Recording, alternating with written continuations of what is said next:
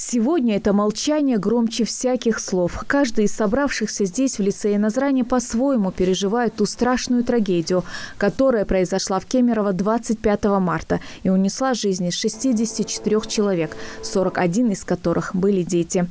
Дети земли не умирают, не плачут, уходящим вслед, ведь это только свечи тают, сердца не угасают, нет. К этой трагедии особо восприимчивы дети, которые сегодня не стесняются своих слез. Они разделяют горе родных и близких умерших. Ведь в том страшном пожаре погибли их сверстники, которые на каникулах решили отдохнуть. Мы очень сочувствуем этим маленьким детям. Они пришли отдохнуть, они моего возраста. Я хочу, чтобы на земле больше не было такого.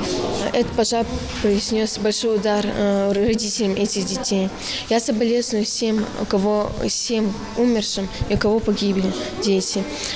И мне больно представить, что творилось в этом торговом центре, и больно представить, что творится в сердцах их родителей. Мы все очень сожалеем о том, что произошло в городе Кемерово. Эти все дети были моего возраста. Всем семьям было, наверное, очень трудно это переносить. Мне тоже было. К этому мероприятию школьники отнеслись со всей ответственностью. Установили стену скорби, куда приносили детские игрушки и цветы.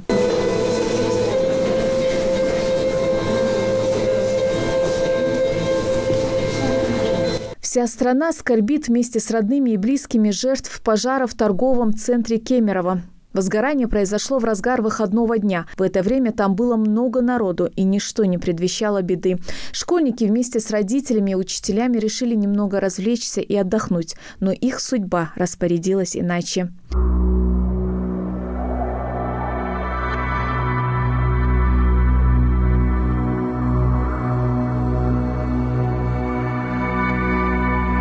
Почтить память погибших собрались учителя и те, которые неравнодушны к этой ужасающей трагедии.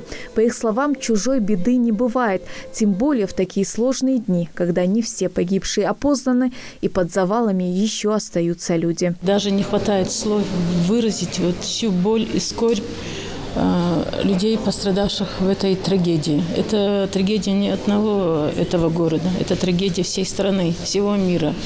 Потому что в основном эта трагедия усугубляется еще и тем, что в основном пострадали дети.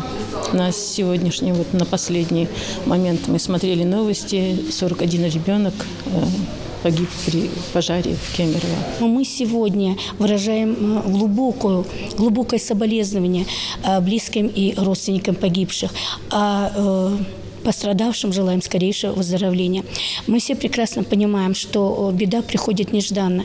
И ее очень тяжело перенести в одиночку. Поэтому мы хотели заявить сегодня жителям Кемерово, нашим учителям, коллегам, родителям детей, всем жителям Кемеровской области, что они не одни в этой беде. Мы с ними. Мы готовы разделить с ними горечь потерь. Эта трагедия в сердцах каждого из нас оставила неизгладимый след. Вечная память всем погибшим в этом страшном пожаре.